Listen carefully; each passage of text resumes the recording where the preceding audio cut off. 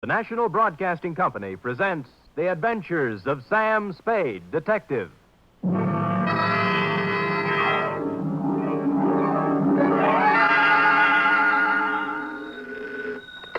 Sam Spade Detective Agency. Miss Perrine? Who did you think it was, Sam? Mata Hari? You don't know what a hot guess that is, Cherub. Really, Sam? Mm-hmm. You think I'm the femme fatale type? In a black velvet gown with a veil? What chance would I have? Sam, you've given me new heart. Deservedly so, Wonder Girl. And in femme fatale, you have hit upon what might be called the keynote of the saga, which even now I am itching to tell you. A saga? More, a tale, Effie, well calculated to keep you in... Oh, no, we better put that another way. But while I mull a subtitle for this Oriental tapestry, find yourself a copy of something by Eric Ambler or E. Phillips Oppenheim and bone up on the ground rules of international intrigue. Ooh, international? Ooh, yes. The next 39 steps you hear will be me walking up to the door in my black Homburg and velvet collar, with my pockets bulging with plans for submarines, supersonic airplanes, and secret fortifications, and my tongue a wag with a report which will echo around the embassies of the world as the Cloak and Dagger Caper.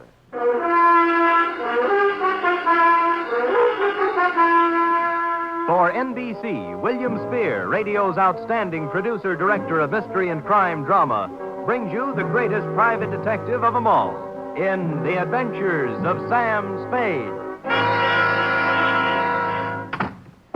Sam? Who else? Sam, I thought you were kidding. About what? The black Homburg and velvet-colored overcoat. Yeah. But underneath the overcoat, Same old Sam. with the same old suit and the same old shreds. Who did it this time? Thereby hangs the tale. Huh? It's hanging out the back of your trousers, Sam. What? Your shirt-tail. Well, better keep the coat on. Jawaharlal won't mind. Who? Jawaharlal Barra. It's his coat. We'll go into that right now. You ready? Yes, sir. To Jawaharlal Barra. Jawarhara, uh-huh. Well, peeking. From Samuel Spade, license number 127596. Subject? The Cloak and Dagger Caper. Dear Jawaharlal. I'd been out Friday night until 4 a.m. watching wedding presents. So when Saturday turned up rainy, I did the mad, impulsive thing and decided to stay home. I plugged the phone, built a fire and a tall drink, invited Freddie, the neighbor's cat, in for a short milk, put my feet up and my head down, and reached for a magazine. A picture of peace, Jawaharlal. Freddie lay on the coffee table, purred, and busied himself spinning the hand-rubbed Lazy Susan my unpredictable Aunt Adelaide gave me for Christmas. The magazine turned out to be Time, with a picture of an austere Asiatic gentleman on the cover. 2 pages, and I had the kind of headache you can only get from reading the news these days, so I turned it in on a slick pulp with a breathless yarn about an international gumshoe and a satin-lined cloak who kept running into women with bosoms full of papers.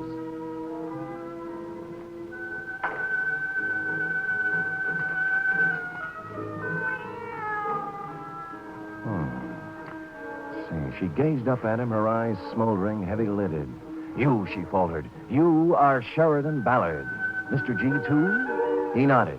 Her knife made a glistening arc, stopping as his hand met her wrist, gripping it like a vise. You liar, she hissed. With the other hand, he ripped away her veil, smothered her lips in hot, fierce kisses, felt her go limp in his arms. Now, Zelda, my girl, he whispered, let's have the plans for that plutonium-powered rocket ship. Ah! Veiled ladies, yes. Mr. Spade? Huh? Well. What can I do for you, Veiled Lady? You do not mind that I come in so? How did you come in so? The door is open. I see sitting in chair an attractive man. So? So, you are perhaps working on a remake of The Thief of Baghdad for television? Black tube, of course. Oh, you mean this what I have on? Also this what you haven't on. You keep out of this, Freddie. I saw her first. So, you just happened to be wandering past my door and popped in, is that it?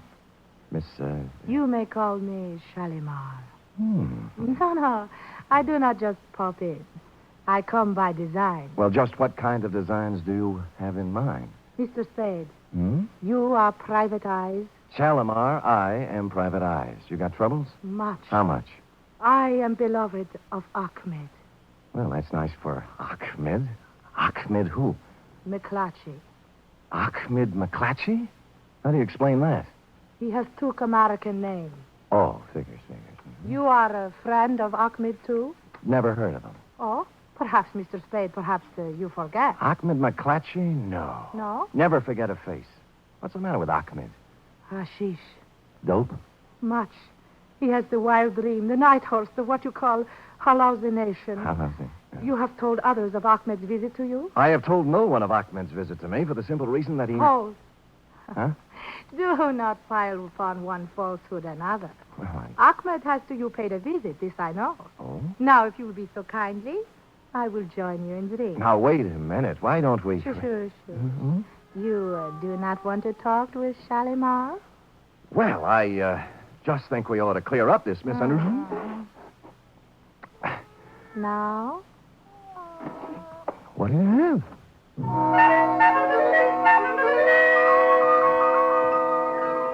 Had I been the Sultan and she Scheherazade, the book would have gone on for 20 more volumes. It was all there, the veil below the eyes, the jacket and long satin pants, plus a superabundance of what sultans look for when they are employing a harem. I fumbled around putting I don't know what into a couple of martinis, found more milk for Freddie's saucer, and then set all three between us on Aunt Adelaide's Lazy Susan. This I like, Mr. Spade. Fine. Now we talk? Drink your milk, Freddie. Now we talk. Yeah. You have match? Oh, my purse. Oh, I'll get it for you. Oh, move now. You're almost stepping on it. Oh, so clumsy. The lipsticks, it's are on the chair. Yeah, I see it. There we are. There. Thank you. No trouble. Now, the lights? Got it? Uh-huh. Now, Mr. Spade, before we talk of Ahmed, let us drink to him, huh? Right. To Ahmed? To Ahmed. Oh, what's the matter, Freddie? Oh. Cat? Yeah, look, milk's on the wrong side. He did it again. Did what? Well, he likes to spin the Lazy Susan. Lazy Susan. What did he do? Now, take it easy, honey. The thing spins. See, you got my drink, I got yours, and Freddie got left out. That's No. it. Oh, no! Darrell! You Look, Darrell! baby, please, don't go off the deep end. Take it easy. What's the matter with you? Huh? Shalimar. Oh, Shalimar, baby. Come out of it now, will you? Where's the glass? Oh. Cyanate.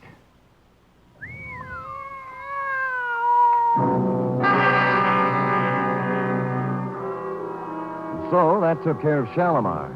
The purse had nothing except the usual feminine claptrap, hairpins, makeup, and cigarettes.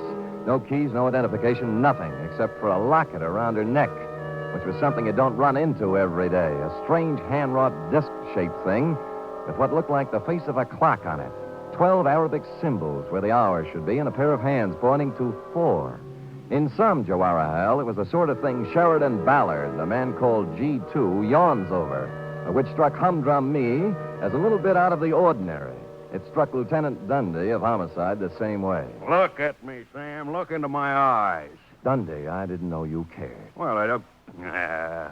No, I am not an idiot, Sam. Well, I've been in this business for 25 years. Mm-hmm. I've looked at a lot of stiffs in my lifetime, Yes? but this is the first hoochie-coochie girl in my book who ever walked in out of the rain and tried to poison a total stranger. Well said, Dundee. Here.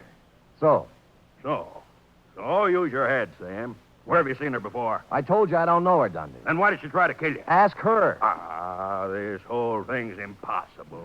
Harem, costume, poison, Shalimar. Fantastic, I know. I'm sorry. All right, get out of here. The print man, the ME, and the photographers will be here in a minute, and you'll only get in the way. Where'll I go? Anywhere. Find out who this dame is. Who's going to pay my fee? Well, scram.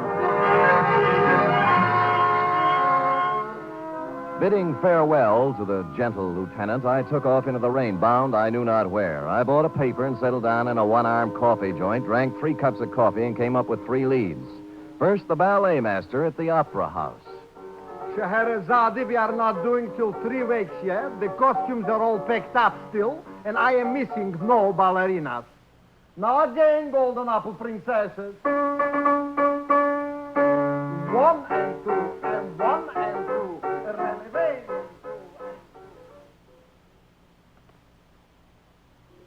As he she wiggles and waggles. She shimmies and shakes. You never saw anything like this, folks. So hurry. Direct from a Turkish harem, little Fatima, the girl with the double-jointed... Jack, Yeah, Jack? you sure she's in there, Jack? Wait a minute, Jack. Yeah, she's in there, man. Thanks, man. All right, folks, step in a little closer. She shakes, she quakes. Sorry, bud. Can't help you a bit. This here Turkish bat is 100% stag. Homeward bound, I was walking down Grant Avenue when I passed a little shop near Pine Street. Gold lettering on one corner of the window spelled out Hatchadurian J. Pappas, importer, curios. How do you do, sir? Hatchadurian J. Pappas? You got the pleasure. What's the J for? Never mind, kiddo. You can pronounce it. I accept your apology. Now, will you take a look at this? Oh, locket, huh? Mhm. Yes, locket it is. Where do you get this locket, sir? I found it. I thought you might recognize it. Hey, I think I do. Good. You know, strange you should have come here. And yet not so strange either, if you want to look on it. Well, which is it? Sure. You know, I'm perhaps the only fella in town who might have dealt in this kind of stuff here. He's quite genuine. Oh, you mean you sold this? Probably. Sure. Who to? I'm trying to remember. A girl? A girl. Or was it a fella? I- A young fella? Or old fella? Well, that leaves only one more category. Huh? An old woman. Oh, you know her then? No, I don't know her, no. You know, I wish I could remember to whom I sold it to. Yes. It's been such a long time, you know. Of course, I can look it up and call you, Sport. Good. Here's my card. Oh, Sam Sport. huh? Well, if you want to look at it. You said it's genuine, huh? Oh, sure. Secret Society medallion. 16th century. It's from the Indian state of Kashmir. Kashmir? Sure, kiddo. Kashmir.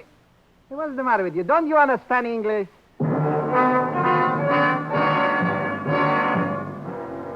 Kashmir. A typical Spade blunder. All I could think of was the girl on the cigarette package, thereby confining my operations to Turkey. But this opened new doors. The first, the most obvious, and ultimately the correct choice was a flossy nightclub known to the town's well-heeled party folk as the Vale of Kashmir. It was dark when I got there, but the front doors hadn't opened yet. Around at the side, an alley led up to the trade entrance, next to which stood a huge, wedge-shaped character with a swarthy complexion marred by a scar down one cheek. And to make him even more Oppenheimish, he was wrapped in a black, tent-sized opera cloak.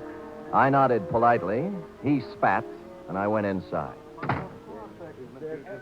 The Vale of Kashmir is a sumptuous bistro even on ordinary nights, and this night was obviously to be more than ordinary. The table across the end of the floor was banquet-sized. The place was hung with Kashmiri flags, and the picture of an old man who looked familiar was hung from the middle of one wall. The maitre d' was talking to an important-looking gent near the long table, and I walked over to them, pausing only to note one of the dancing girls practicing in a corner in her Shalimar-type costume. Felt like I was close to home. And the curry. You understand? Not too hot, yes, Excellency. It shall be as you wish. The florist will be here promptly with the flowers. I trust you will be prepared to take care of them. Excuse me, gentlemen. Eh? My name is Spade. Rajputsin, sir, at your service. Please, Mr. Spade, we have... No, not at all, my good man. What is it, Mr. Spade? Are you in charge here? I am the head waiter, sir. This gentleman is the Kashmiri proconsul. Oh, forgive me, Your Excellency, but... Yeah, sorry. Not at all. Do you have a dancing girl here named Shalimar? Shalimar? No, what? Probably used another name. How about Ahmed? McClatchy. Right, where is he? A former employee as of this afternoon is Ahmed McClatchy. Who is this? My chef. Today, of all times, he does not show up. You know where he lives? Oh, I can look it up, but... Please, sir, the proconsul and I, the banquet tonight, the arrangements, the Prime Minister himself is our guest. Sure. Just one more thing. A proconsul. Have you ever seen one of these before? What is it? A secret society medallion, they tell me. Who tells you this? Hatchadurian Pappas runs a little curio store on Grant Avenue. Know anything about it? Secret society is right. The circle of 12. You see here? The hands point to 4. Yes, the 4th member, this means. The hand straight up is the leader. You seem to know what you are talking about, head waiter. Kashmiri culture is a hobby of mine, Excellency. This is an ancient, subversive organization dating from the time of the Mughal conquest of the 16th century. Very interesting. But of little significance now. The Circle of 12 has been dead for 3 centuries. If you will excuse me, Excellency, I'll get for Mr. Spade Ahmed's address, and then I will... Hold it. Ahmed!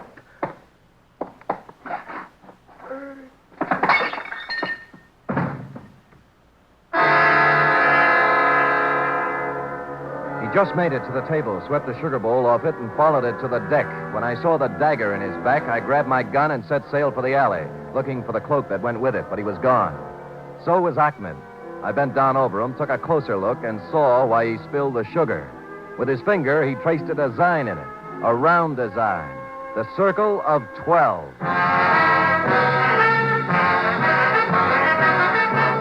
You are listening to the weekly adventure of radio's most famous detective, Sam Spade.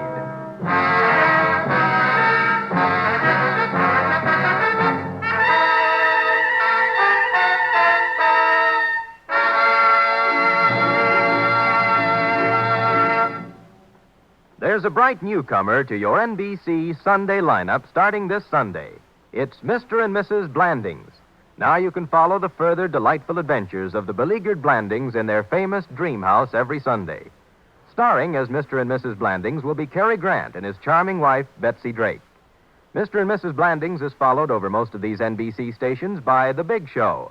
And this Sunday, hostess Tallulah Bankhead will present such bright stars as Fred Allen, Judy Holliday, Patrice Munsell, Gypsy Rose Lee, Vaughn Monroe, and many, many more. The chimes are your invitation.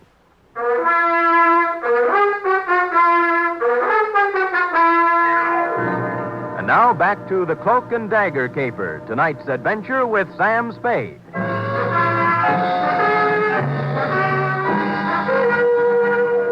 Well, Jawara, all the ingredients of a first-class international goulash were here. The cloak, the dagger, the man with a scar on his face, the lady with a veil over hers, and 2 corpses.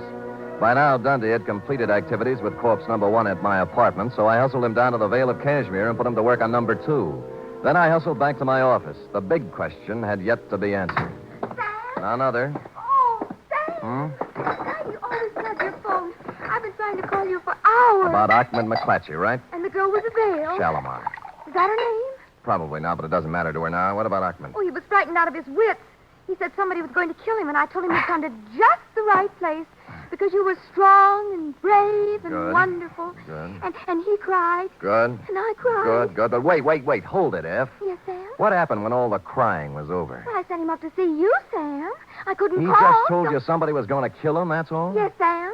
That's why he was crying? Oh, no, Sam, no. That's not why Ahmed was crying. Why? He didn't care for himself. He's the selfless, generous type. Angel child, who was Ahmed crying over? The man in the paper. What paper? It's in all the papers, Sam.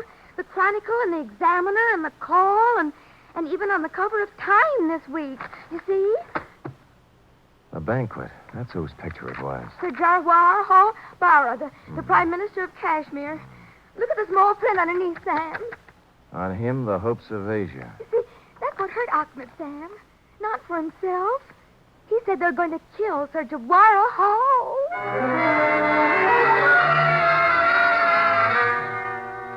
2 paragraphs later, my taciturn secretary let slip the information that Shalimar had arrived at the office 5 minutes after Ahmed left and departed for my home and hearth loaded for bear.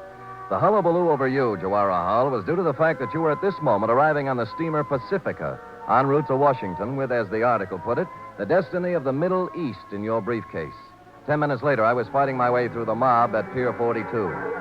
Not just a mob, mind you, but an assortment of bands, a Hindu delegation, the full membership of the Sanskrit Society at the University of California with a huge banner reading, Jawara Hal, we're with you, and an overripe soprano on a pedestal singing, Pale Hands I Love. I struggled through this to the curb just in time to see you pull away in your special limousine, then climbed over some more backs to a phone booth. Pale hands I love you. Sign Shalimar. Kashmiri consulate. Rajput Singh speaks. Look, this is Sam Spade, Mr. Singh. Oh, yes. Has the Prime Minister arrived there yet? He's due any minute. Why? Well, you better call out the guard. They're going to try to assassinate him tonight. My good man, do you realize My what good man, I know whereof I speak. The cook at the restaurant. Ahmed. That is what... Yes, you're getting the idea, all right. It's the old Circle of 12 with a brand new paint job. Now get on it. My next move may sound to you like a combination of negligence, indolence, and ennui, Joarahal, but I must remind you that I was not employed on this caper, was receiving no stipend for risking my ever-loving neck, and had added up the figures in the problem of primary interest to me, namely, the lady who tried to kill me on page 2. I therefore entrusted responsibility for your health and that of the Middle East to the proconsul, made my way home, put on my slippers, and set the lazy Susan on the floor this time for Freddie to play with. Let me see now, where was I? Oh, yeah. Now, Zelda, my girl, he whispered, let's have the plans for that plutonium-powered rocket ship. Somehow, this all seems logical now. Never, she breathed. Rather death, Mr. G2, than to betray my country. Quiet, Freddie. Oh, no, not the buzzing now. Oh, no. Mr. Spade. Oh, hello, Proconsul. May I? Do. I have taken every precaution. The Prime Minister, he's on his way to the banquet now. Good. There's one thing I must ask of you. Oh? Absolute secrecy. Yes. The mere knowledge of that such an organization as this... Circle of 12? Yes, exists would give added strength to a disloyal opposition in our country that may express itself in a manner disastrous to our purposes in sending Jawaharlal to Washington. You understand? Well, it's taken me a while to learn the ground rules in the International League, but I get the general idea. You have spoken of this to no one. No? Oh, excuse me. Hello? This is Hachidurian the Papa, sir. Oh, yes. It took me a great deal of long time to check my records, Mr. Spade, but I finally found it. Oh, what's that? The gentleman who bought the set of 12 Kashmiri medallions, like the one you saw me in my shop. Oh, yes. Yeah, his name is Rajput Singh. A foreigner fella, I think. He's the Kashmiri proconsul here. Oh, well, gosh, thanks, Dorothy. This is Hachidurian the Papa, sir. I found it just now. Look, Dorothy, after all you've done for Alice, the least she could do is thank you. And you can tell her that from me. Now, bye, honey. So long, kiddo. Silly kid. Silly. Let's see now, where were we? You have just given me your assurance you would maintain strictest secrecy in this unfortunate matter. Oh, yes. Well, now I must go. They're expecting me at the banquet. Thank you again, sir. Not at all. Your service to our country and the world will find expression, I hope, on some later day. Good night. Good night. Freddie, please, not now. Down the phone. Well, Cloak and Dagger in the flesh. Going modern on me with that gun, aren't you? Put down the phone. What if I told you I'd already made the call? I'd say you were lying. The line is tapped outside. You figure the angle's hefty. In my business, I have to. When's it coming off? For the Prime Minister, any minute. For you, right now. Oh. He's got you fooled, too, huh? They're right there. Who? Rajput. You're a fall guy, doing the heavy stuff. If it kicks back, you get it, and the other 10 laugh. You think you could talk me out of it, huh? Why, that's the last thing in my mind. I'd never think...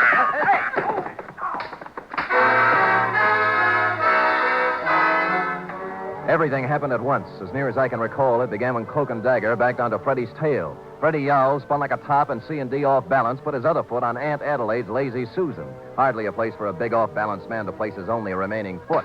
About then, I kicked him in the stomach, grabbed at the gun, which skidded into a corner, and we went over and over for a while. C&D tore at my suit with his claws and teeth. I beat his head with an ashtray, and Freddie sat quietly in a corner and washed himself. At length, tiring of the ashtray, I beat his head on the radiator. And dear Cloak and Dagger gave it up with a long, unhappy sigh.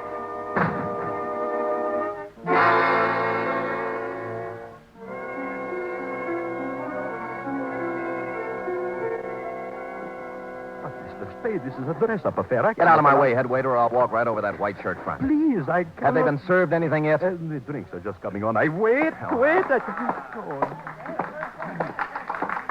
And now, my countrymen, Before we introduce our guest of honor, Sir Jawaharlal Bara, our beloved Prime Minister, I suggest we rise and toast our country. To Kashmir, may she... Go ahead, Proconsul. Don't let me interrupt. Please, not here. The standard remark is, what is the meaning of this? Aren't you going to ask me? I'm supposed to be dead. Is that what's throwing you? Mr. Spade, please, a toast is about to be drunk. Where's my drink, Proconsul? Gentlemen, there was at one time a custom in our country for the host to exchange glasses with the guest of honor. Permit me, Jawaharlal. To Kashmir.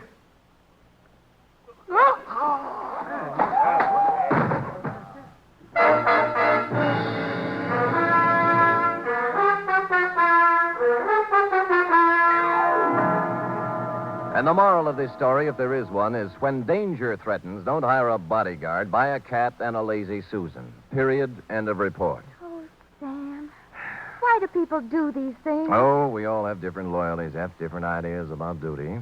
Yes? My duty, for instance, is to pick up a knot in my head and a suit full of holes once a week, while your duty You don't need to draw a diagram, Sam. I can take a hint. Scoot?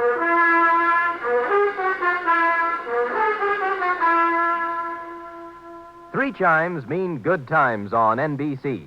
This Sunday, Theater Guild on the Air presents a light, laughable, lovable comedy. It's The Fortune Hunter, and it stars Gene Crane and John Lund. You're invited Sunday to another outstanding 1-hour production by Theater Guild on the Air.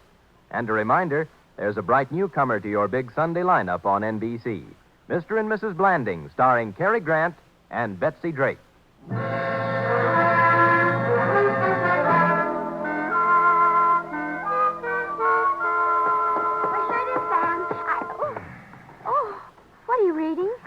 How can I do this?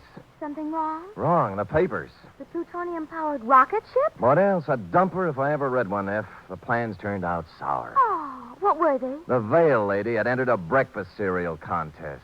Well, that's life, little one. We struggle, we strive, we think we have success in our grasp, and it turns out dross. Oh, that reminds me. How do you like it? What? My new dross.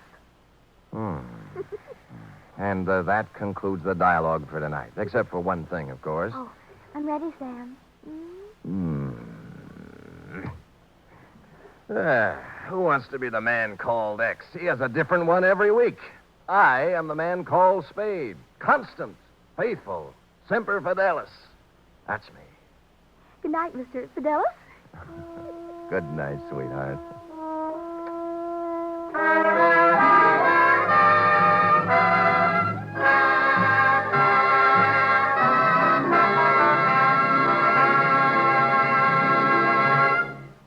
The Adventures of Sam Spade are produced, edited, and directed by William Spear. Sam Spade was played by Stephen Dunn. Lorene Tuttle is Effie. Script for tonight's adventure by Harold Swanton. Musical scoring by Lud Gluskin, conducted by Robert Armbruster.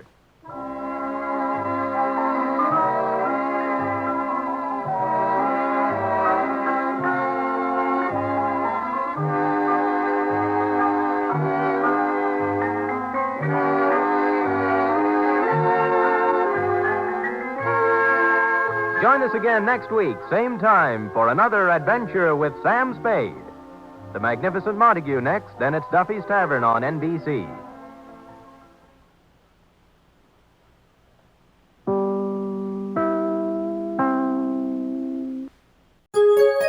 VintageRadioshows.com